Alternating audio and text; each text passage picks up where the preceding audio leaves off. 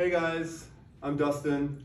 Dr. Rasmussen. And we work at the facility Denver, and as spring approaches and we're transitioning from ski season to more outdoor sports like tennis, pickleball, we're going to show you some warm-ups to make sure we don't hurt anything below the knee, growing, hip, shoulder. And when we think about, we have a lot of tennis players that we work with, and Dr. DebRoy plays tennis, right? Pretty good. Pretty good. Well, this is okay. So these are some things that he does for his tennis warm-up. It's also just seeing injuries that we commonly see with tennis players. We see a lot of elbow issues, why they call it tennis elbow. And as we talk with our patients about, a lot of that is due to the inability to decelerate. So say as you're coming across hitting, if we don't have that ability in our central mechanisms to really stabilize, it tends to bleed torque down that chain, which can lead to these overuse injuries. Other things we talk a lot about are like oblique, abdominal, hip flexor issues with tennis players, and then the old classic, below the knee, ruptured calves, plantaris tendons, Achilles ruptures. So like we got to make sure that those big systems are ready to go, so that when you jump out on the court, you're not limping around, right? Yeah, and it's going to be short and fast. It's going to be something you can do right at the tennis court or tennis club. And it's kind of like an old adage that we say a lot. It's not the activity that hurts you, it's the activity you're not prepared for. So everything is going to be tennis specific to get you prepared for the most common motions of tennis. Cool. All right, so let's go ahead. Let's start with our scap cars. So first, I just want to get some awareness of my shoulder blades.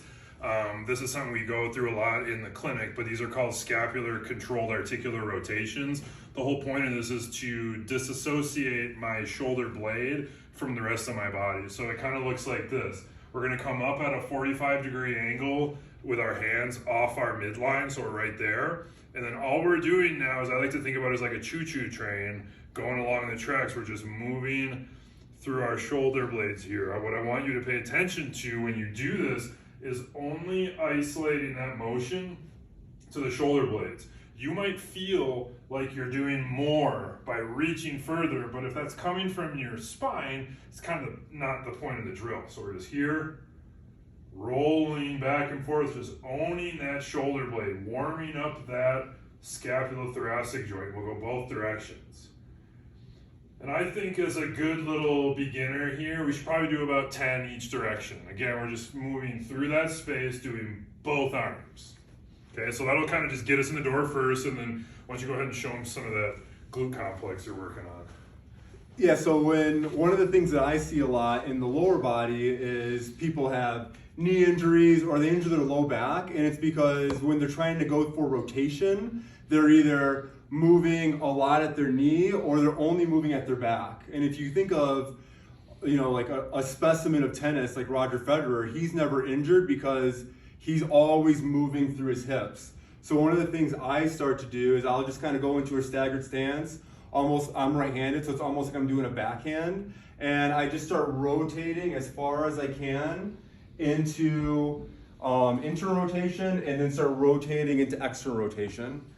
And the main driver of this motion should be our glutes. So if you want to, kind of look a little weird, put your hand on your butt and make sure you're feeling those butt muscles working, controlling that motion. And I don't know if people see it on camera, but it's definitely something I can feel because it's not a motion we go through every day. When I'm going into this internal rotation, my body is kind of shaking, and you want to make sure you're slowly going through that, because if you're just quickly and sloppily going through it, you're kind of missing the point of the drill. So maybe we could do a 5-second tempo. We're going 1, 2, 3, 4, 5, hold, and then open up the other way. So that's for the backhand, and then we can do the same thing on the other side, trying to get into the forehand. And just like what Dr. Rasmussen said, we'll do 10 of those on each side.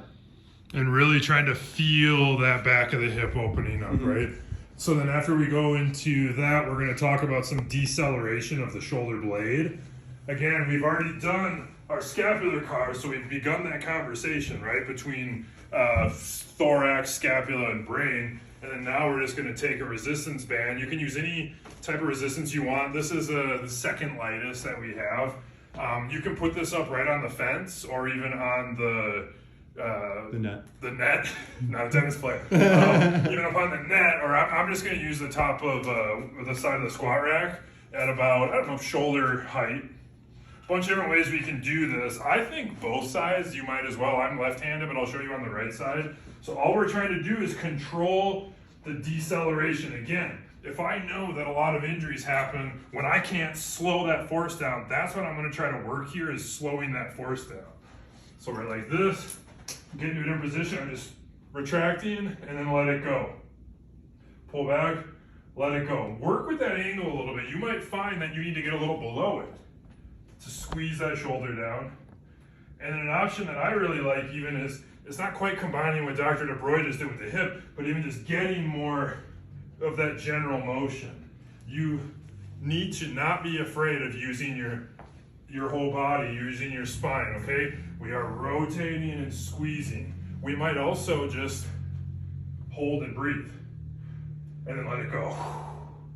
Hold and breathe, and then let it go. I mean, do you have any other thoughts on? I like everything you just said, and I like how he's talking about using your whole body, because when you're playing tennis, when we get things like tennis elbow, it's because we're trying to only use the elbow. So I think it's really important to do that. And I just want to make sure, like when he's going through these things, which he's doing through beautifully, because it's something he does all the time, but he's going through like his natural shoulder range of motion. He's not thinking, oh, I'm here, there must be more. So he's not like arching at his low back or like arching at his neck to get more. Like, yeah. Pull to where you feel like you can't go anymore, and then that's the end of the motion. We're not trying to accentuate anything. Play within the range you're going to play with it, yeah. Right? Do you want to go through that force absorption in the hip? Yep. Okay. Actually, next we're going to go into a glute complex just to get these muscles. Now that we have these ranges of motion, we want to make sure we can control the ranges of motion. So getting these butt muscles as active as possible is going to be really advantageous for us. So all you really need is one of these circular bands. You can buy them on Amazon. You can buy them probably at most gyms now. And we're going to put the band right below the knee. This is something you've probably seen people do a lot. It's just a lateral band walk. But when I see people do these when I'm out playing tennis, people again are going for these large drawn out ranges of motion, and then we're getting like this. We don't want to sacrifice ranges of motion for compromised knee or lower extremity injury or positions. So what we're going to do is we're going to start with everything kind of in line, our hips, our knees, our feet, and then we're going to take a step, but still everything's nice and in line. If I go further, that's when I have to start compromising my position. So we're taking a step, taking a step, taking a step, and then same thing the other way. And just making sure when you take a step, you're not going so far that you have to move at your torso to bring it back. And you see part of what Dr. DebRoy is doing here is he's actually getting that kinesthetic cueing. You didn't really realize, but he's feeling these upper hip muscles work. He's maintaining that level pelvis. Touching your body in places that you want it to be active is a really good way of engaging the brain with that tissue. So I think an unsung part of what he's doing is actually cueing those lateral rotators, those stabilizers on the outside of his hip to start to really control that knee. Which I think is a really good cue. Yeah, that looks good. So we're going to do 10 of those. Next, we're going to go into something I call zigzags. So band stays right below the kneecap. We're going to keep everything nice and in line, and we're going to zig up. We're just going to keep going up like this, and then we're going to do the same thing, start going backwards like this. And then we're going to do 10 of the lateral band walks, 10 of these, and then we're going to bring this band all the way to our ankles, and we're going to do more of what they call a monster walk. If you think of Frankenstein, he's kind of walking like this. Knees stay nice and straight. We're going to come out into the side. So you're doing almost like a crescent shape with... I was excited. Yeah, so watch that path that his hip is taking. It's almost this circumduction, but what he's not allowing is any of that knee collapse. Again, training the position that you want to play. That you want to play in, exactly. Again, the whole point of this warm-up is not to get you exhausted. You might feel your muscles start to burn a little bit, which is fine, but we're just starting to prepare your body for the sport you're about to play. And then the last thing we're going to do is a little bit of force absorption, because tennis is always changing direction. So something that Dr. Rasmussen and I were talking about is we're going to have you just be in place. We're going to have you start going through some like ankle hops, going through here, and then do about 100 of those. And then from there, that's to get the Achilles warmed up, get the calves warmed up for not only generating force, but absorbing force. And then we're just going to kind of run in place. And if you just want to pick a direction to go to, or you just kind of like go to the side, And look at him control the motion and control that force. As he stepped, his body's not dipping outside, his knee's not collapsing in, he's owning that position. His body is out inside of that knee so that his leg can control the force. So now if he goes to reach or do whatever, he's in that stable leg position. And, you know, just like what Dr. R is saying, I'm in a good position where if I want to use my forehand, I can get into it using my whole body instead of hitting it like this and destroying my elbow.